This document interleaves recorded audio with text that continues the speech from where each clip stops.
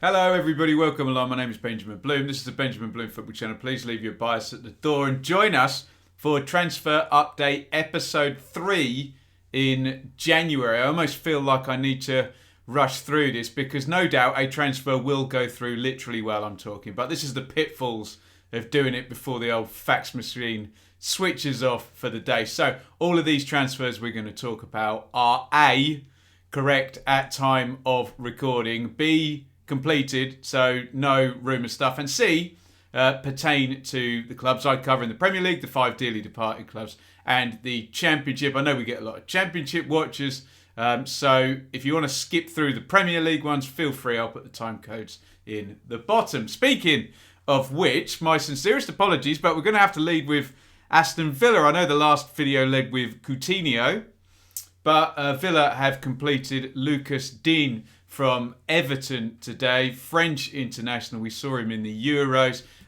Don't get all het up about fees, but Transfermarkt says £27 million. So we think a substantial spend by Villa. And another pretty big name, to be honest. I thought Digne was sort of highly rated at Everton. There seems to have been some fallout with Rafa the Gaffer over there, and he comes in, and football can be a bit of a ruthless game, and I liked Matt Targett. I liked the whole Martinez, Cash, Konza, Mings, Targett back line, but Stevie Gerrard is making his moves, and his 4-3-3, I assume if you're dropping the thick end of what we assume to be 30 million quid on a left back, he's going in the team. So it might be a tough one on poor old Matt Targett.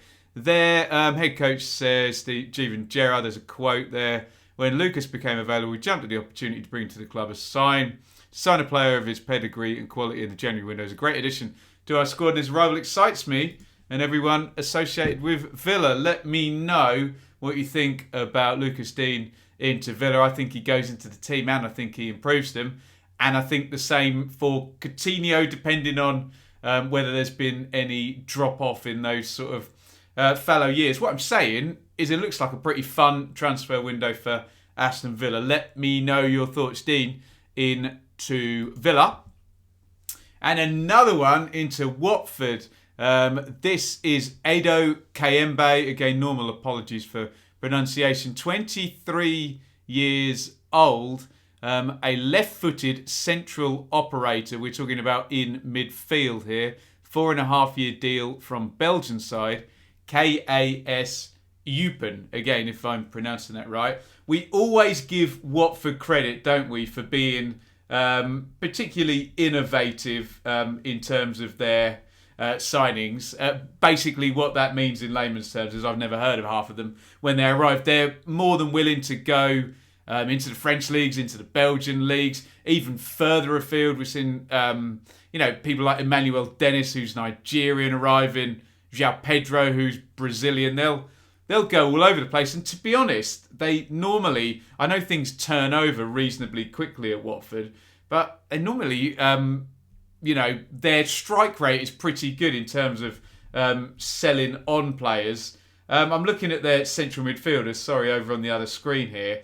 They've got Sissoko, Tufan in that area, Kuchka as well. I think Tufan and Kuchka are on loan, and this guy, Edo Kayembe, is a permanent. So he's a bit more of a long-term, especially being 23 and that long deal, a bit more of a long-term solution in terms of those guys in there. What I would say is, does he come in and immediately affect and improve a team that's losing games and leaking goals in that central midfield area? I hope so, for Watford's sake, but probably not. It's going to be an accumulation of things. But look, if he's good, he's young, and it's a long deal. And Watford do have a pretty good record of buying and recycling in these ways. So it'll probably work out knowing Watford. But let me know whether you think this is one for right now or, a project for Watford. Is he going to be a highly saleable asset in the Championship next season? Let me know your thoughts on Edo Kayembe. God, these pronunciations. Right, that's all of the Premier League ones. We'll go on to the Championship now, and we'll lead with following Balogun, who joins Middlesbrough on loan, England under-21 international from Arsenal. 13 goals in 11 Premier League 2 starts, along with 2 goals in the Pub John's Trophy. In fact, I've seen him play for Arsenal. Is it under-21s or under-23s that plays in the Pizza Cup? I can't quite remember. But Balogun has been pretty impressive in there. Now, what Boro have got to hope is that this is not another Eddie Nketiah. Although that may be unfair, because I think Nketiah, with most other managers, would have got more games, but Bielsa is so specific and so in love with Bamford that Nketiah didn't really do a lot on his loan into the Championship. I suppose the key difference here in terms of an Nketiah or Balogun type transfer is that Boro really, really need someone to finish off the chances. We think, looking at the XG, that they're making the chances but not taking them. And there's a history. I did some research on this. I think Boro's last 20-goal striker is Fabrizio Ravanelli. So there is a bit of a history of not having a 20-goal scorer, and obviously having bombed out Ashley Fletcher and Britta Sombolonga, having spent a ton of money on them. In fact, I wonder, probably David Nugent, isn't it? But Bamford will probably be one of the top recent strikers, funnily enough, in one degree of separation to that Eddie Nketiah comparison I was just making. So look, they've brought Connolly in as well. We talked about him on the last transfer video. Chris Wilder always had 2 up top for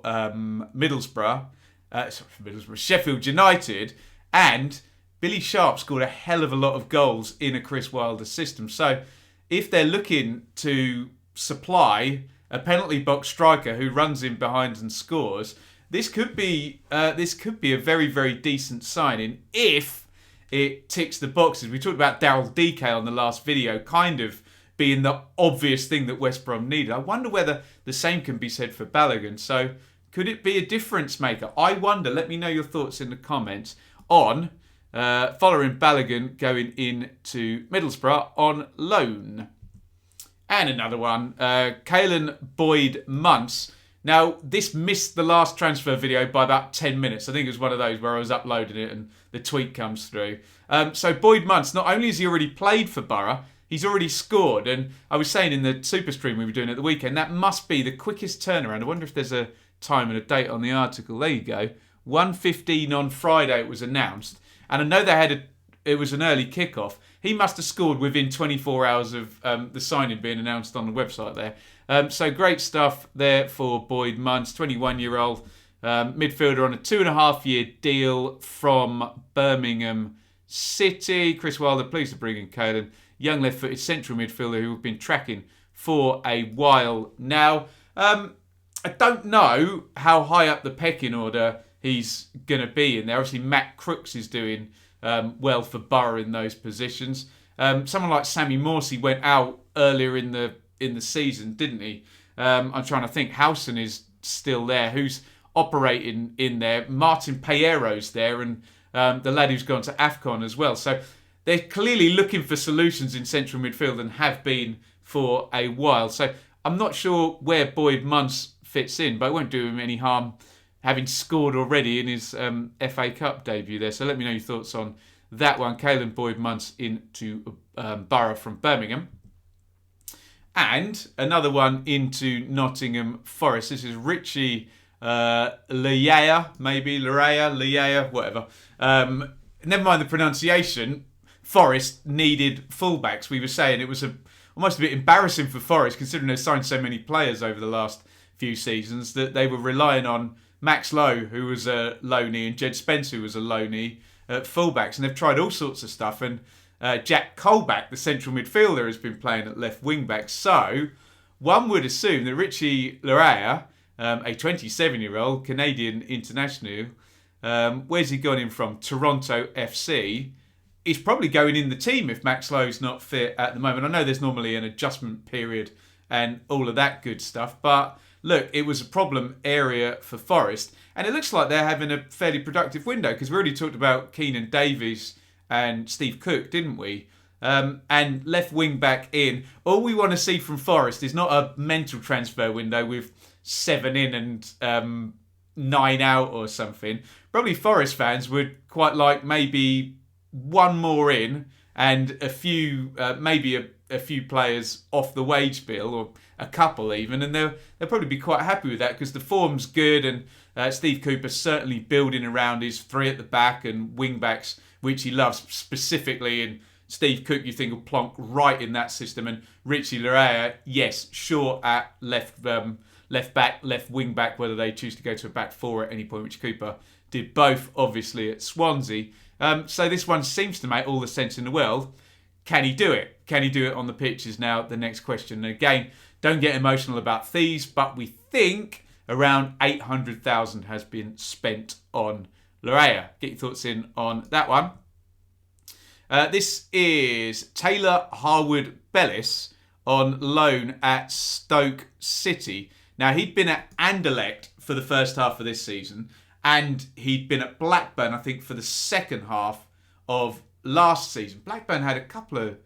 It was Branthwaite, wasn't it? The other fellow they had in on loan from Everton. So he's got championship experience, and I suppose just the feeling is now that these loanees that come from particularly Liverpool, Man City and Chelsea, some of them are so good, aren't they? That I'm thinking like Levi Colwill at the moment at Huddersfield. Even if they are 18, 19, I think given the way that the game is going, where playing centre half in the Championship is no longer about being 6'3" and having played 200 games and being able to handle yourself, it's about spreading the play, receiving the ball from the keeper 6 yards from your own goal. So maybe age is less an issue. Maybe I need to revise my opinion about the fullbacks can be young and the centre-backs have to be old, which maybe is a dated concept. Anyway, Leo Ostigard had been at Stoke on loan from Brighton. He's gone out. I think he's already gone on loan somewhere else abroad, possibly. I can't quite remember. Has he gone Belgium or Holland? Sorry, I can't remember. But Harwood-Bellis obviously is dropping in to replace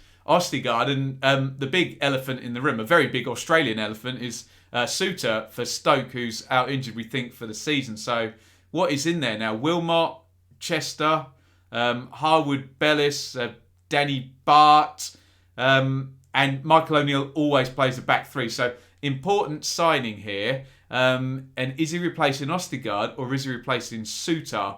Because Stoke fans will hope he gets up to near the level of Suter, because Ostigard hadn't been in the team and Suter was absolutely key. So let me know your thoughts on whether he can or not, and whether he's going to be the latest of these big three players to come down on loan and kick some backside and take some names in the Championship. Thoughts on Harwood-Bellis into Stoke? Right, we have a lot to talk about as it pertains to Swansea. The first is Cyrus Christie, 29 years old. Now, I think he's been promoted from the Championship a couple of times, hasn't he? He was on loan at Forest most recently. Fulham was where he got promoted. 3 years with the Rams. Okay, he's only Middlesbrough. Okay, he's only been promoted. Or maybe he's been promoted twice actually with Fulham. But blindingly obvious again here. Swansea needed a fullback, didn't they? Ethan Laird was recalled to Manchester United and redirected to Bournemouth, which is what it is. That's the danger of falling in love with loan players. I'm sure Laird's loyalty would have been to Russ Martin in terms of working with him at MK Dons, more of which on the next transfer into Swansea, but Manchester United don't care. They want him to play at the highest level possible, and that's why Laird went to Bournemouth. This is not about Laird. This is about Christie, who is a very, very much ready-to-go Championship player. Is he a downgrade on Laird, Christie? I don't know. Maybe. We're either going across and down or across. I don't think we're going up, because I know the Swansea fans like Laird. But look, there's presumably not too much budget to work with, and that position needed filling, especially after Connor Roberts left for Burnley. So there was a gaping hole at the start of the season, a gaping hole left by Laird, and in goes Christie. So that makes a lot of sense, even if it's maybe not an upgrade and maybe a temporary fix. And no disrespect to Cyrus Christie, who's been there, done it in this league, of course. I just like Laird a lot. Right, another one in at Swansea. So give me your thoughts on all three. Andy Fisher comes in, goalkeeper, 23, from MK Dons. Now, this is very much like Ethan Laird in that Russ Martin had him at MK Dons last season. And you would think, given the fairly unique way, particularly at League One level, that Russ Martin had MK playing, that Fisher probably has a good chance of going into the Swansea team this season. Is it still Ben Hamer in between the sticks at Swansea? I think it is. Sorry, I'm just double checking on the other screen. FA Cup, please tell me they didn't play a youngster in there. Yeah, Ben Hamer, who is getting on in years, and you would assume that Russ Martin would want his own guy. Yeah, Hamer's 34. Sorry, I'm dotting around on the laptop over here. I think he's going to go in the team, isn't he? And I think Russ Martin is so all in on this ultra possession, recycle the ball at all costs, that Fisher, who'd worked with him at MK, 23 years old, might be going in the team. Let me know your thoughts. Someone who's certainly not going in the team is Stephen Benda, who's gone to Peterborough United. Benda did get a chance, didn't he, at the start of the season in goal for the Swans. And I just remember doing a couple of watch-alongs, and there was a couple of very hairy moments involving Benda and what he'd been asked to do. And ultimately, he didn't end up in the team. Now, down at Peterborough, I think it's been Di Cornell in goal for most of the season. And obviously, if you look behind me, you'll see an Ipswich scarf hanging on the wall. So you'll probably understand that I was fairly surprised that Cornell jumped from League One to be playing regularly in the Championship. So I think we might have a bit of a shootout there at Peterborough. I think there's a chance Benda may be challenging Cornell there. Be interested in Posh fans' thoughts on that and Swansea fans' thoughts on that. So, 3 to consider for Swansea. I'll bang them up really quickly. Get your comments in on Christie, an upgrade on Laird or not, or necessary. Fisher in. Is he going in the team? Benda across to Peterborough. Is he going in the team? Lots we're not sure about here. Get your thoughts in via the comments. Someone who's definitely going in the team is David Marshall. Permanent deal. Very long in the tooth goalkeeper Marshall, who's been around the block 20 times. And let's cut to the chase. Seny Dieng is at AFCON with Senegal. I think he played actually, didn't he? We all expected the Chelsea keeper to play for Senegal. In comes Archer, who gets right to the end of a cup tie, Jordan Archer, saves the winning penalty and puts his shoulder out.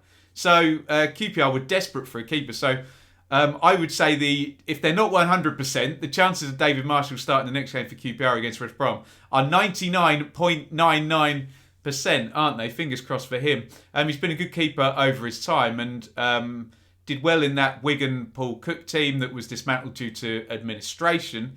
Went across to Derby, who are sadly now in administration. And he's going to be the solution. He's not near the first 11 there for Derby. So makes sense. You would expect he'll play in January, and as soon as Seny Dieng gets back, he'll be back in. But this one goes in the no-brainer column. But let me know how you think Dave Marshall will do it. QPR, I assume he'll be absolutely fine.